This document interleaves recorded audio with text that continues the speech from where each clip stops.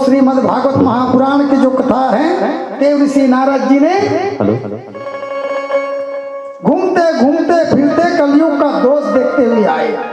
देव ऋषि जी नारायण नारायण जाप करते हुए चलते हैं, हर समय नारायण ही नारायण जाप करता है।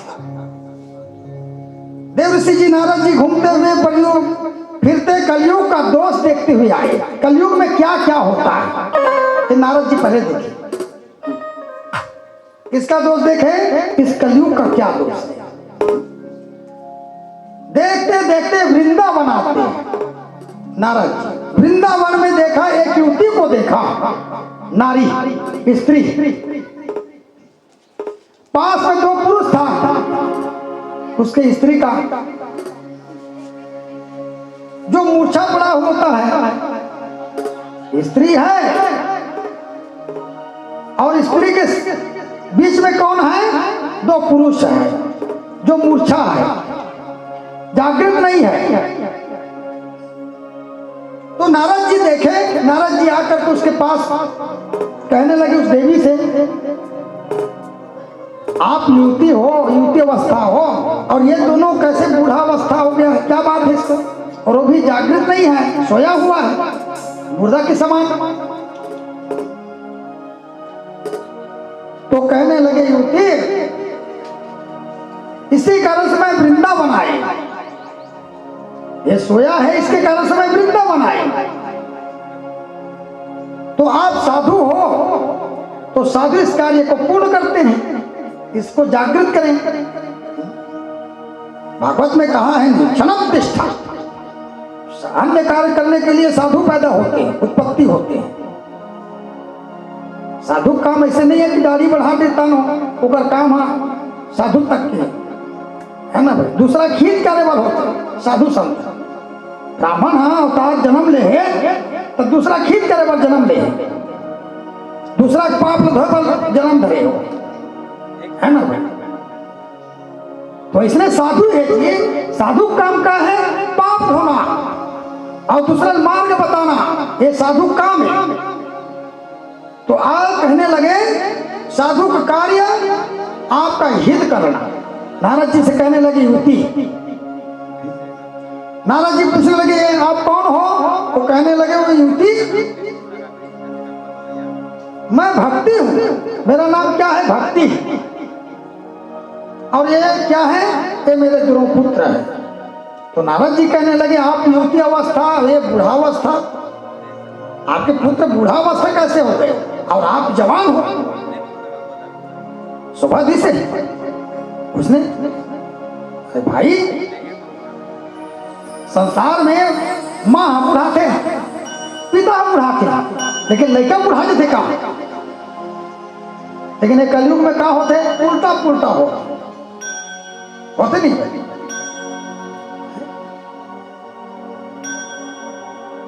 माता जवान है और लड़का बूढ़ा गया। एक कलयुग के दोस्त ठीक है ना भाई। तो मैं भक्ति हूं और ये मेरे दोनों पुत्र है ज्ञान और वैराग्य। एक ज्ञान कहते हैं एक को, और एक को वैराग्य कहते हैं। ये वैराग्य है और ये ज्ञान है, लेकिन फिर भी बूढ़ावस्था हो गया। द्रविड़ देश में मैं जन्म लिया, द्रविड़ देश के जो जन्म में लेकर के आया, वो भक्ति कहता है मैं द्रविड़ देश में जन्म लिया। दक्षिण में मेरा पालन हुआ, वो भक्ति कहते हैं। आचार और विचार मेरा बुद्धि और पुष्टि हुए। आचार होना चाहिए और विचार अच्छा होना चाहिए। काका पास आचार और विचार है, भक्ति पास तो विचार अच्छा है तब तो बस का है? भक्ति है। विचार अच्छा है, आचार अच्छा है। काकर बार मारे बार दाने दंगा फिसाद करे वाले से विचार नहीं होना चाहिए। एक सिद्धि का कहते वहां आचार और विचार ये दोनों अच्छा रहना चाहिए, तभी तुम्हारे पास क्या रहेगा, भक्ति ही रहेगा। और भक्ति से ही भगवान को प्राप्त कर सकते हो। और तुम्हारे अंतकरण में भक्ति ही नहीं है तो क्या मतलब, भक्ति होना जरूरी। आचार और विचार मेरा बुद्धि है, आचार और विचार तुम्हारा बुद्धि रहेगा तो क्या रहेगा, अच्छा विचार रहेगा, अच्छा बुद्धि रहेगा। कर्नाटक में लोग निर्जला एकादशी व्रत करते हैं, तुम्हारे विचार अच्छा है तो निर्जला एकादशी व्रत कर सकते हो। तुम्हारे विचार अच्छा है, भावना अच्छा है, तो तुम्हारे विचार से ही तुमको क्या मिलेगा, ईश्वर मिलेगा, परम विष्णु मिलेगा, परमात्मा मिलेगा, कृष्ण रूपी मिलेगा। और क्या करोगे, व्रत करोगे, व्रत से क्या मिलेगा, ये शरीर को तपाओ, और शरीर को तपाओ तो क्या मिलेगा, शक्ति मिलेगा, तुम्हारा बुद्धि कुंठित होगा। व्रत करने से गुजरात में जीवन हुआ, वहां में एकादशी व्रत करते थे, निर्जला वो भी। और गुजरात में मेरा जो दोनों पुत्र मैं वृंदावन जब आए, जब एकादशी व्रत किए तो कहां पर आए, मैं वृंदावन नगरी में आए। जब वृंदावन जब नगरी में आए तो मैं युवती हो गया, जवान हो गया, और वे मेरा जो पुत्र है वृद्धावस्था हो गया। इसके व्रत से, एकादशी व्रत से मैं जवान बन गया, क्योंकि मेरा बुद्धि अच्छा था, मेरा विचार अच्छा था, इसलिए भगवान ने मुझे जवान बना दिया, ईश्वर ने जवान बना दिया। ये क्या सोचता है, भक्ति सोचता है, इसीलिए हर के दिल में क्या रहता है, भक्ति रहता है, वो जवान ही रहता है, वो छिन भिन नहीं होता, भक्ति एक कुंठित रहता है भक्ति। तो गुजरात कंचन का लोभी देश कहा गया है, वहां छोड़ करके मैं वृंदावन आया। वहां रहते तो मैं किस में फंस जाता, लोभ में फंस जाता है ना भाई। आदमी सोचते नहीं भाई, मरे मेरा का चीज होगेगा, का बस होगेगा, ये छोड़ के जाऊंगा, ले वो लोभ सता मरे फिर घरो तब जीवन मुक्ति हुई, और मुक्ति पाई, कैसे मुक्ति पाई, ले बता, है ना। इसलिए मरने के समय में ना लोभ ना होना चाहिए, विचार अच्छा रहना चाहिए, बुद्धि अच्छा रहना चाहिए। अरे वो लोग लेकर खाएगा, होगा वक्त छोड़ के जाते छोड़, ऐसे सोचना चाहिए भाई। लेकिन मरे पर का सता गए, लोभ सता गए, विचार अपन भाष्य कर देने, बुद्धि भाष्य कर देने, अब का परिवार ला छोड़ के जाऊं, अब का सब कुछ हो ही। लोभ करना ठीक है, अगर बेटा रहते वो जीव डाल दी, नहीं डाल सके नहीं भाई, लेकिन लोभ काहे को करना, इसलिए भागवत में कहा है लोभ नहीं होना चाहिए। गुजरात में कहा है कंचन का लोभी है, सोना का लोभी कहलाता है। सोना बस सो गए थे आदमी का उठी जागी है, अरे मार गए थे जागी, कब जगा देते हैं, नहीं जागे। इसलिए लोभ नहीं होना चाहिए। जहां भक्ति छिन्न भिन्न हो जाता है, जब लोभ करोगे तो भक्ति क्या हो जाता है, छिन्न भिन्न हो जाता है, उसके पास भक्ति नहीं रहेगा, न शक्ति नहीं रहेगा। तो वृंदावन जब आया तो मैं युवा हुआ, और ये मेरा जो पुत्र है एक बुढ़ावस्था हो गया। भक्ति का आधार ज्ञान से करो, वैराग्य से करो। आप में भक्ति है तो ज्ञान किसके आदर करना सीखो, वैराग्य साथ में। राम का हरे ज्ञान, और लक्ष्मण जी का हरे विवेक, और भरत जी का हरे वैराग्य। भक्ति रही तभी तो वैराग्य ही है, और रामा ही, और विवेक हो ही। दशरथ जी के 10 चारे पुत्र का हो, ऐसे कहते नहीं, लेकिन 4 पुत्र है तोरे में काम करत थे, तोरच में राम है, ते ज्ञान से बोल रहे, विवेक से सोच रहे। लक्ष्मण जी तो विवेक कहा थे और विचार का हरे शत्रुहन हरे, तो शत्रु रूपी बैठे का है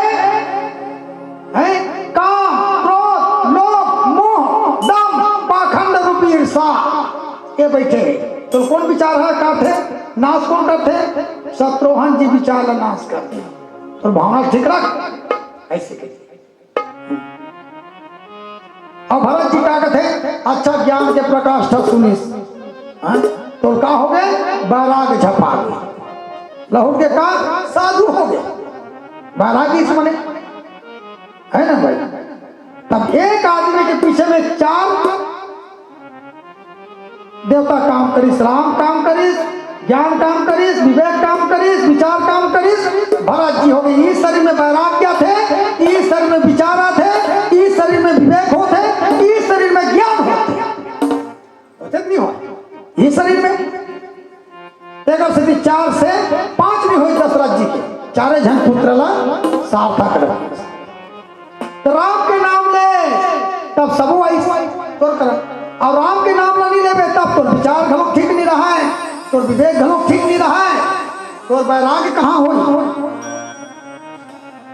राम के नाम ला ले तब सब जना ही राम सीता ऐसे करे तब सब जना ही 4 जन भाई आए हैं।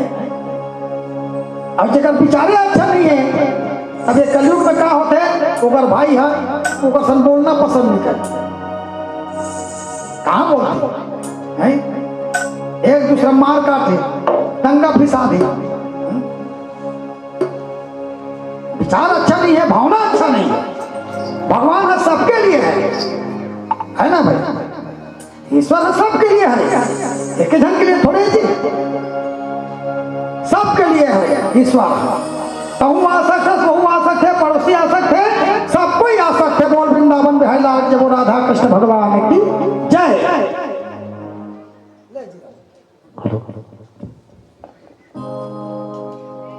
हरि हरि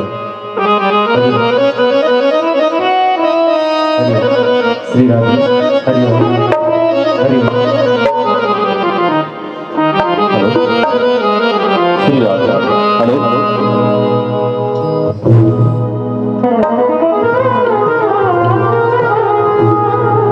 प्रेम से बोलो बांके बिहारी लाल की जय। मेरे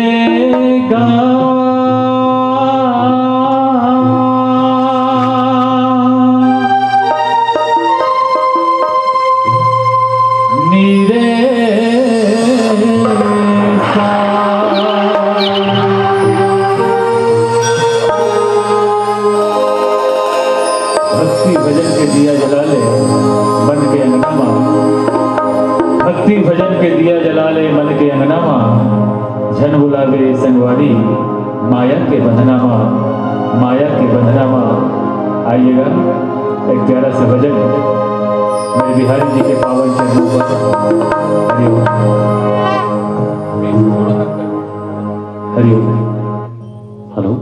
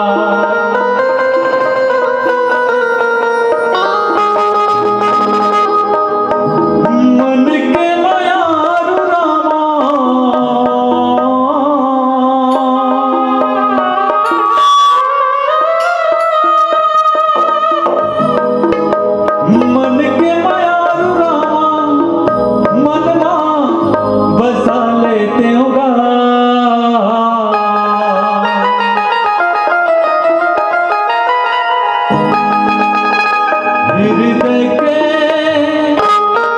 कोल्हामा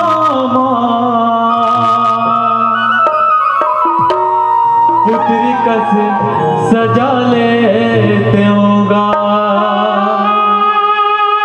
और कहते हैं ना रुपया लगता है और ना कोई खर्चा लगता है, ना रुपया लगता है और ना कोई खर्चा लगता है, और राधे राधे बोलना बड़ा अच्छा लगता है। तो आइएगा, हमारे साथ साथ आप लोगों से सादर निवेदन चाहूंगा कि दोनों हाथ ऊपर करके क्या बोलना पड़ेगा? राधे राधे शाम से मिला दे। दोनों हाथ ऊपर करके, है ना? आइएगा। मन के मयार रामा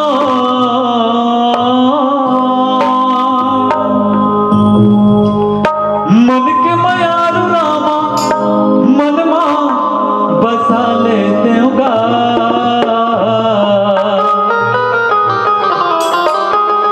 हृदय के कोल्हामा पुत्री का सजा लेते होगा। हृदय के कोल्हामा पुत्री का सजा लेते होगा। मन के मयार रामा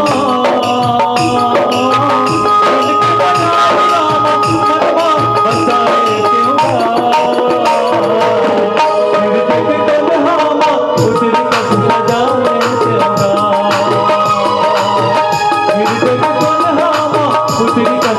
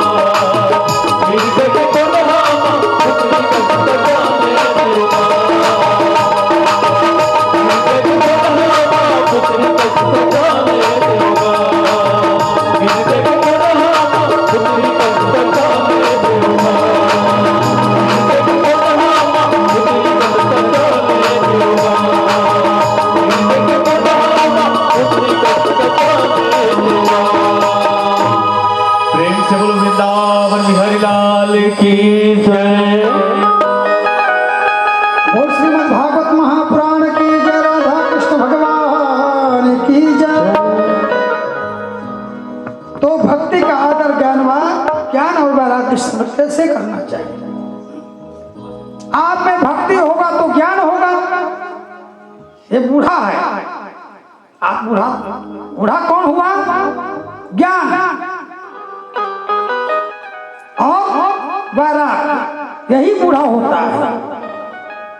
बच्चे में भी भक्ति होता है, इसलिए ये युवती हुई। भक्ति है जिसके हृदय में तो ज्ञान वैराग्य उसका ठीक है। अगर भक्ति नहीं है तो ज्ञान वैराग्य क्या है? मूर्छा के समान है। तो कहां जाना चाहिए? वृंदावन नगरी जाना चाहिए। इसको ज्ञान और वैराग्य को जाना चाहिए। वहां बुद्धि उसके कुंठित होगा, वहां भक्ति जागृत है। भक्ति है जहां, वही भगवान कृष्ण वास करते हैं। जिसके दिल में भक्ति है तो वृंदावन कहां पर है? आपके हृदय में कृष्ण है। प्रेम भक्ति का वन कहा गया है वृंदावन नगरी को। प्रेम का भक्ति आपके हृदय में प्रेम है। बच्चे के लिए प्रेम है, बूढ़ा के लिए प्रेम है, हर मानव के लिए प्रेम है, एक पशु पक्षी के लिए भी प्रेम है कि नहीं? ये भक्ति का वन कहा गया है। नारद जी बड़ा चिंतित हुए, इस मूर्छा से हम जागृत कैसे करें? लो, उपाय करने लगा, वेद मंत्र का श्लोक पढ़ने लगा, गीता का पाठ करने लगा, फिर भी जागृत नहीं हो पाए।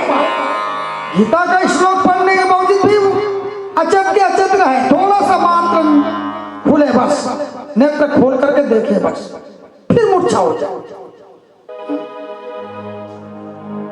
गीता के श्लोक पढ़ने के बाद में थोड़ा आंख खोल करके देखता है, फिर भी बंद पुनः अचेत। नारद जी बड़ा, तो नारद जी सोचने लगा इसके उपाय क्या करना चाहिए, कौन सा ऐसा उपाय होना चाहिए। तो आकाशवाणी होता है, नारद जी इसको क्या कराओ? सत्संग कराओ। सत्संग करा। सत्य संग नहीं बोले, सत्संग बोले। सत्य क्या है? ईश्वर ही सत्य है, उसका संग कराओ। महात्मा से पूछने लगा, ये सत्संग का महात्मा हम जानते ही नहीं। नारद जी भी जानते नहीं है कि सत्संग क्या है। तो नारद जी इसका अर्थ समझने के लिए किसके पास जाते हैं? 4 ऋषि के पास जाते हैं। सत्संग का महत्व क्या है? 4 ऋषि क्या है? सनातन सनत कुमार के पास जाते हैं। 4 ऋषि के पास सनत कुमार कहने लगे, क्या बात है नारद जी? तो कहने लगे, महाराज ये सत्संग क्या है? तो सनत कुमार जी बताते हैं, तुम ज्ञान मार्ग का प्रचार करो, ज्ञान का प्रकाष्ठा करो, प्रचार करो। पहले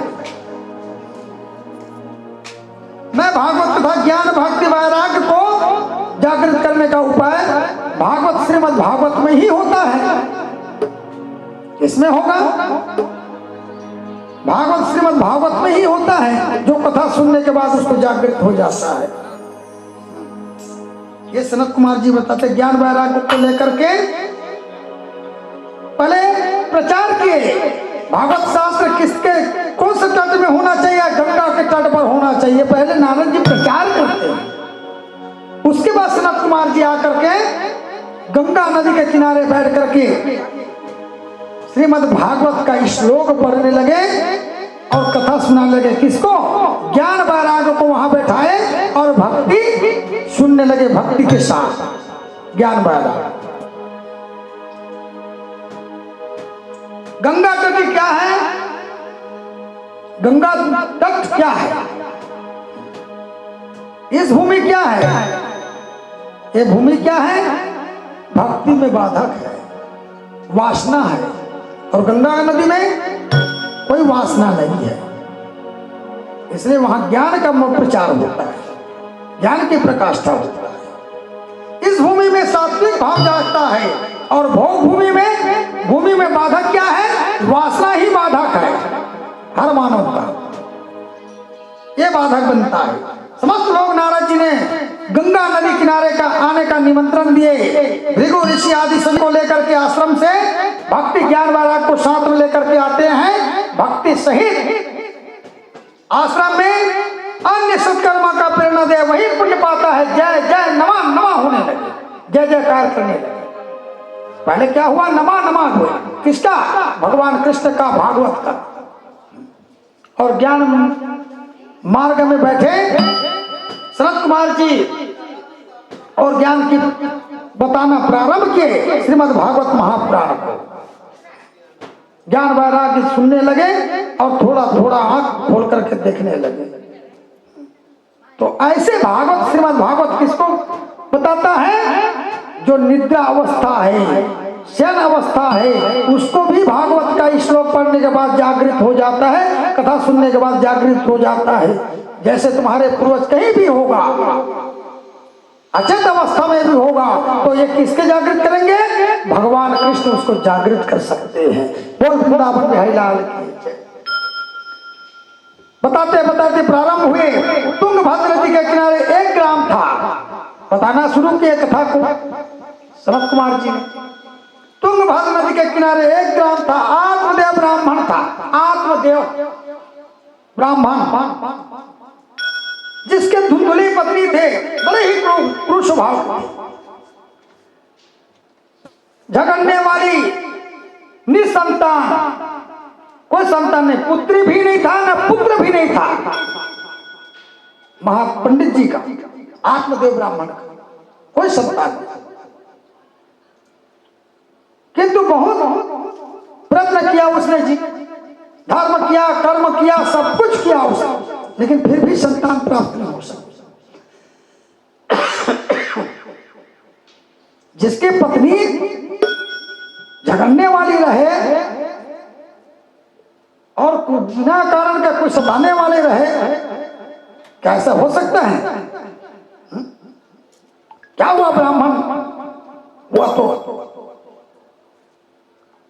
तो एक दिन सोचने लगा, इतना धर्म किया, कर्तव्य किया, उसके बावजूद भी मुझे पुत्र की प्राप्ति नहीं हो सके। तो आत्मदेव एक सोचने लगा, मैं आत्महत्या करने के लिए जाता हूं। मेरा कोई मुख देखना पसंद नहीं करता कि संसार के अंदर तुम्हें रह करके क्या करूंगा, ये सोचने लगे आत्मदेव ब्राह्मण। इसलिए चलने लगे। चलते चलते महात्मा के कुटिया देखा, चलता है, बैठ गए, 2 मिनट पानी पिए आओ। अगर महात्मा के पास जाऊंगा तो कोई न कोई विचार होगा, उसकी कृपा हो जाए, ऐसे सोचने लगे आत्मदेव ब्राह्मण। किसके कारण से गए थे? मरने के लिए गए थे। आदमी कुछ दुख आते मरे पर चल देते नहीं, फांसी डोरी लगाए पर चल देते, तो मरना स्वाभाविक है। अरे संघर्षशील कर भी, इस संसार में यहाँ हाथ जिए बड़ा हाथ, मरे बड़ा हाथ। एक कहीं थोड़ा दुख मिली तन आदमी हाथ जल्दी फांसी डोरी लगाए जहां लखा रहे। कितना बड़ा दुख, क्या दुख न क्यों आ जाए, उसको संघर्षशील करना चाहिए। उस दुख को लात मारने की जरूरत है। दुख को लात मारता है, दुख आपको लात मारे, दुख से आप लात मारो, अब ठीक है। हमारे बच्चा जितना दुख रूपी लात तोला मारा थे, ये जान ले, दुख के लात तोला पड़ा था, लेकिन ते दुख ना मारना भाई, तभी सार्थक होता, तभी जी सकता है। तब थोड़ा थोड़ा बात में आदमी सोचना चाहिए, समझना चाहिए। आत्मदेव ब्राह्मण सोचने लगा, मेरा कोई संतान नहीं है, मेरा मुख देखना पसंद नहीं करता, बस इतना ही उसको उलानी था, और चल दिया वो क्या? आत्महत्या करने के विचार से। 2 मिनट बैठ गए, पानी पिए, एक महात्मा का कुटिया देखने लगे और कहने लगे, ये संत है, संत की वाणी मीठा होता है, अगर इसकी कृपा से मेरा कोई संतान हो जाए, ये सोचने लगे। आत्मदेव ब्राह्मण चलने लगे। चलते चलते महात्मा के पास पूछने लगे। आए हैं, हाथ जोड़ करके नमन किए पहले आत्मदेव ब्राह्मण संत के पास, और रोने लगे। रोते रोते तो वो कहने लगे, संत जी ने कहने लगे, क्या बात है आत्मदेव ब्राह्मण जी, मेरा कोई संतान नहीं है महाराज। मैं बहुत कुछ धर्म किया, फिर भी मुझे सफलता प्राप्त नहीं हो सके, संतान नहीं मिल पाए। आपकी कृपा हो तो मुझे संतान मिल सकता है। आत्मदेव को कहने लगे, पुत्र गति नास्ति, बिना पुत्र से गति मिल सकता है। महात्मा कहने लगे, बिना पुत्र के पुत्र से भी गति मिल सकता है। मानो अरे पुत्र गति दी समझी दी तक और क्या कर लेते। आजकल तो अलग बिलग हो जाते नहीं भाई। आप पुत्र गति नास्ति, बिना पुत्र के भी गति मिल सकता है। तो कहने लगे, महात्मा हूं, इसके कारण से आप जान नहीं पाते।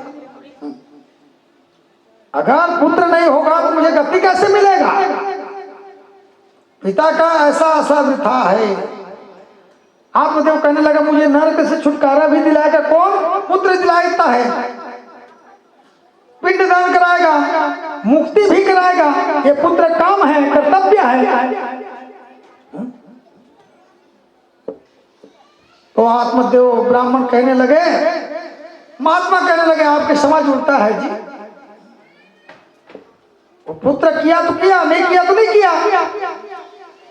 आप तो समय तो मर गए हो, मरणासन अवस्था में हो। गति करेगा नहीं करेगा आप कैसे जानते हो उसको। ये सच्चा जो पिंड है, शरीर है, इस परमात्मा को अर्पण करोगे तो क्या होगा? सच्चा पिंड है। जिसके कोई पुत्र नहीं है, ना पुत्री नहीं है, तो क्या करेगा? ये सच्चा पिंड क्या है? ये भगवान के कृष्ण के चरणों में अर्पण करके कहिए, ये शरीर आपका है। ऐसे कहोगे तो सच्चा पिंड है। पिता को ऐसा आशा वृथा है, पुत्र से गति मिले ऐसा कोई बात नहीं है। सच्चा पिंडदान ही शरीर है। पिंड को परमात्मा को अर्पण करके पिंडदान जीव को स्वयं अपना उद्धार कर सकते हो।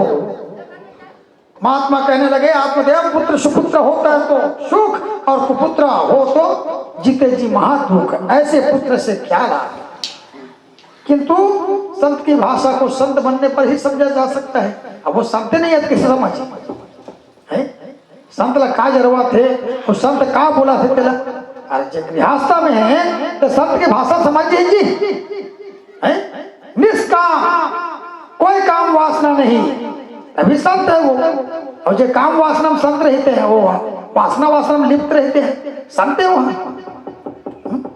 निष्काम हो, संत भाषा को संत बनने पर ही समझा जा सकता है।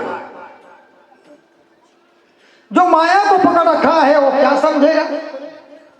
जो आदमी हाँ माया पकड़े है वो समझे संत की भाषा ना, क्या बोलते ना। महात्मा जी कहने लगे, एक मैं फल देता हूं, इसको अपने पत्नी को खिला देना, पुत्र होगा, जाओ। आत्मदेव बड़ा ही प्रसन्नचित्त घर लौटने लगे।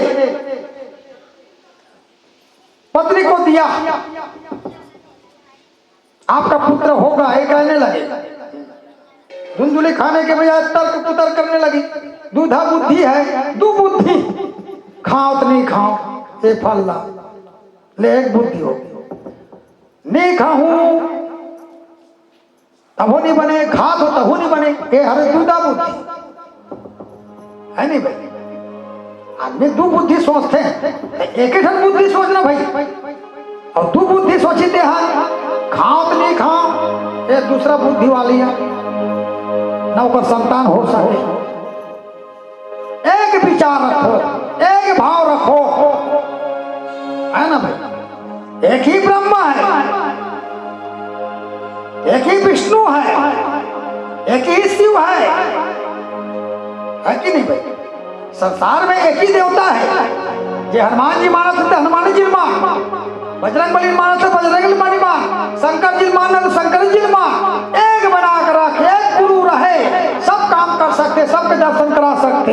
कृष्ण के दर्शन करा सकते, बजरंग बली के दर्शन करा सकते, शंकर जी के दर्शन करा सकते, गणेश जी के दर्शन करा सकते, समस्त ब्रह्मांड के दर्शन करा सकते। एक देवता साथ दे देता है नहीं भाई? और दूर बुद्धि रखे तब एक करीब में शंकर जी माना था, एक करीब में विष्णु जी माना था, और भगवान खुद जान रहे तो दूसरा बुद्धि तेरा एक साथ डरे, एक चलना बढ़िया साथ, चाहे मारा चाहे विचार करा चाहे अच्छा करा, तो चलन लगे छोड़ भी नहीं करो। ऐसे एक बुद्धि हो गई तो कल्याण ही कल्याण हो सकते। एक धन देवता साधे, एक हनुमान जी मना रहे, सब मना रहे है नहीं भाई? एक गुरु मान रहे, सब गुरु मान रहे। कृष्ण वही है, गुरु ही है, सब कुछ तो वही है। कृष्ण वंदे जगत गुरुवे नमः। परमात्मा से बढ़कर के क्या गुरु है संसार के अंदर? कृष्ण वंदे जगत गुरुवे नमः। ये जगत के का हरे गुरु भी हरे है ना भाई? तो एक गुरु साथ सब गुरु सदागे, एक कृष्ण साथ सब कृष्ण सदागे। वही विष्णु दिखी, वही राम दिखी, वही कृष्ण दिखी, वही में समस्त ब्रह्मांड के समस्त देवता दिखेगा। उसमें देखने की नजर है जी। वो राधा कृष्ण भगवान की जय, लक्ष्मी नारायण भगवान की।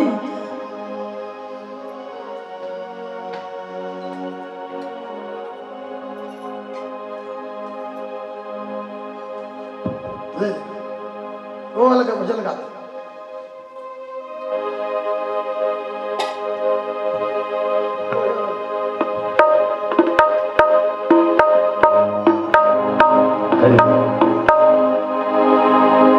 प्रेम से बोलो बांके बिहारी लाल की जय।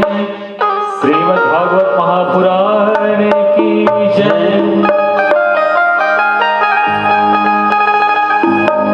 गोविंद मेरो है, गोपाल मेरो है, गोविंद मेरो है, गोपाल मेरो है, गोविंद मेरो है, गोपाल मेरो है, गोविंद मेरो है, गोपाल मेरो है, गोविंद मेरो है, गोपाल मेरो है। तेरी बांके बिहारी नंदलाल मेरो है, तेरी बांके बिहारी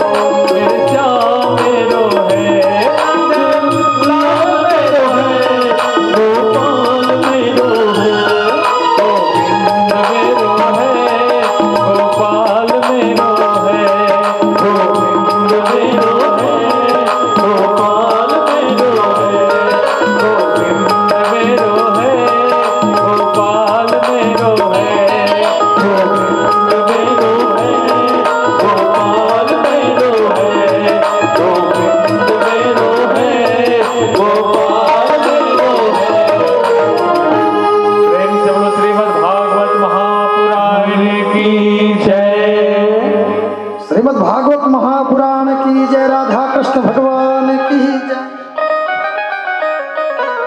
तो धुंधुली तर्क कुतर्क करने लगी, मेरा पेट बड़ा होगा, मरना भी पड़ जाएगा,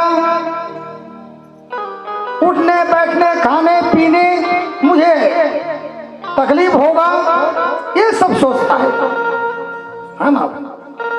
पेट भी बड़ा होगा, उठने बैठने खाने पीने में मुझे सब अड़चन होगा, ये दूधा बुद्धि है। जिसके भाग्य में ना रहे संतान, चाहे कोई भी उपाय करो आप, उसके भाग्य में नहीं है, और भी 7 जन्म का नहीं था। अब वो किसी के ऋषि के प्रताप से, फल के प्रताप से कोई संतान होता भी है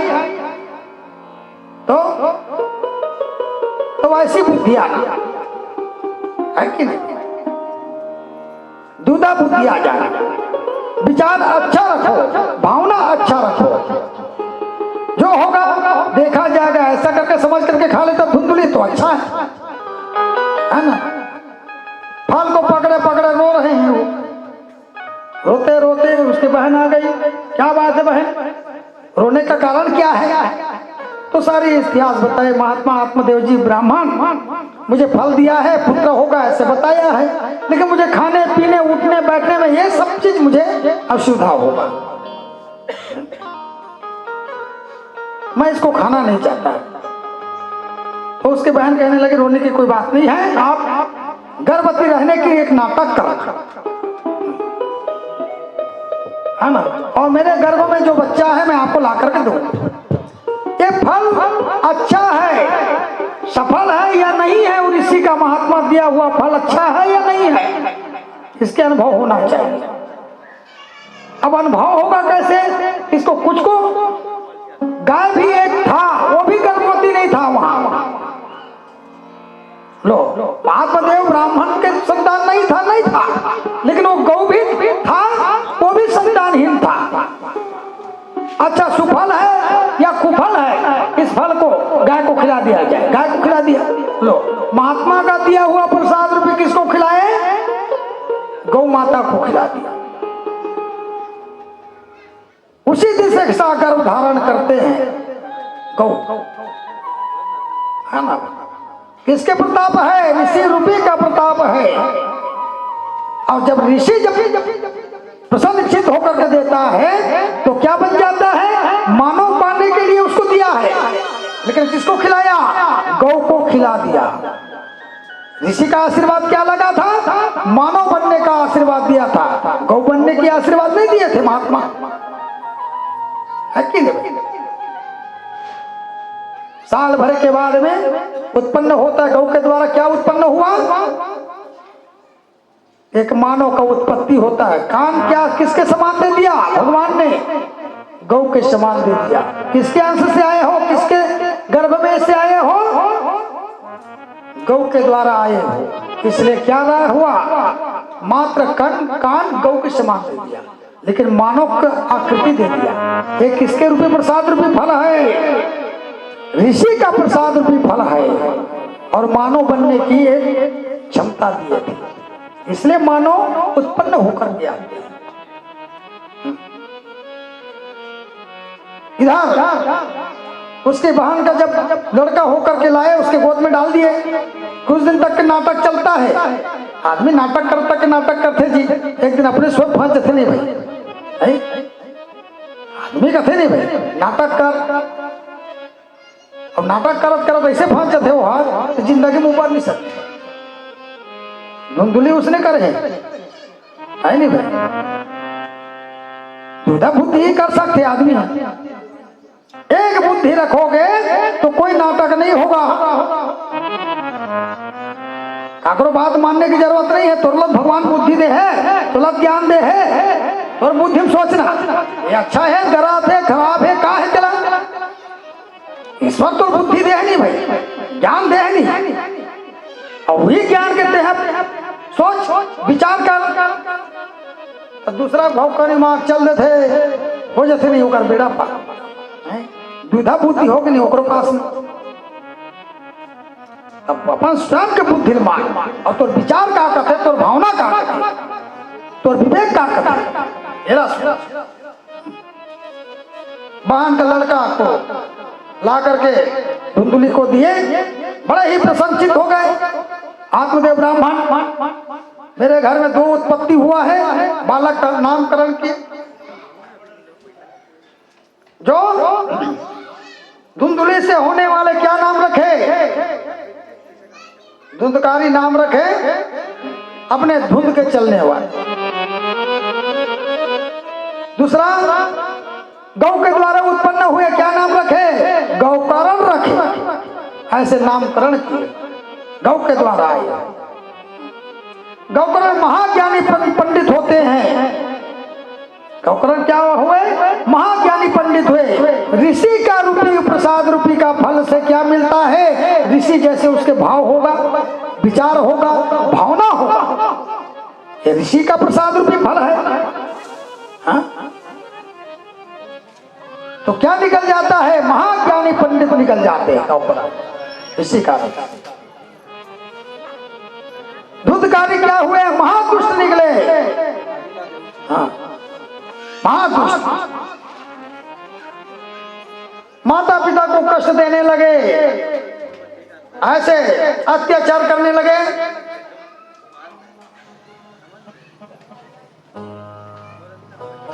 तो गौकर्ण उसको ज्ञान देता है, पिताजी ये संसार क्या है जिसके शरीर मानव मात्र से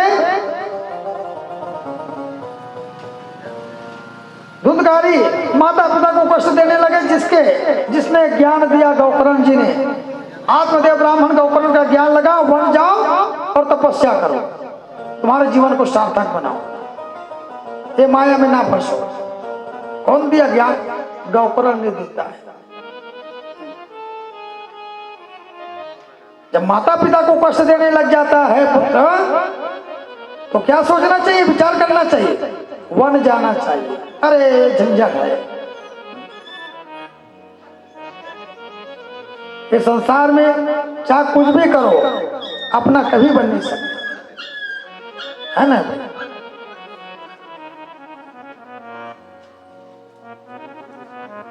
मानव शरीर है तुंगभद्र नदी के किनारे होता है। तुंग, ये शरीर क्या है? तुंग भद्र ने कल्याण।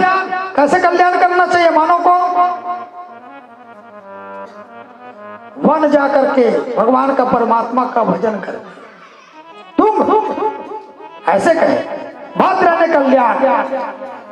भद्र का अर्थ होता कल्याण, तुंग का अर्थ होता अधिक। अधिक कल्याणकारी शरीर बनाने के लिए तपस्या करने की जरूरत होता है। आप झंझट में पड़ोगे तो कैसा चलेगा?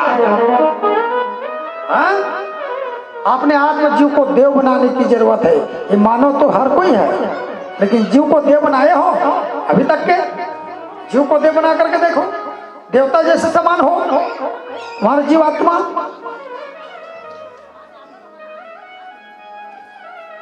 पशु अपना कल्याण कर सकता है, पशु तो पशु है,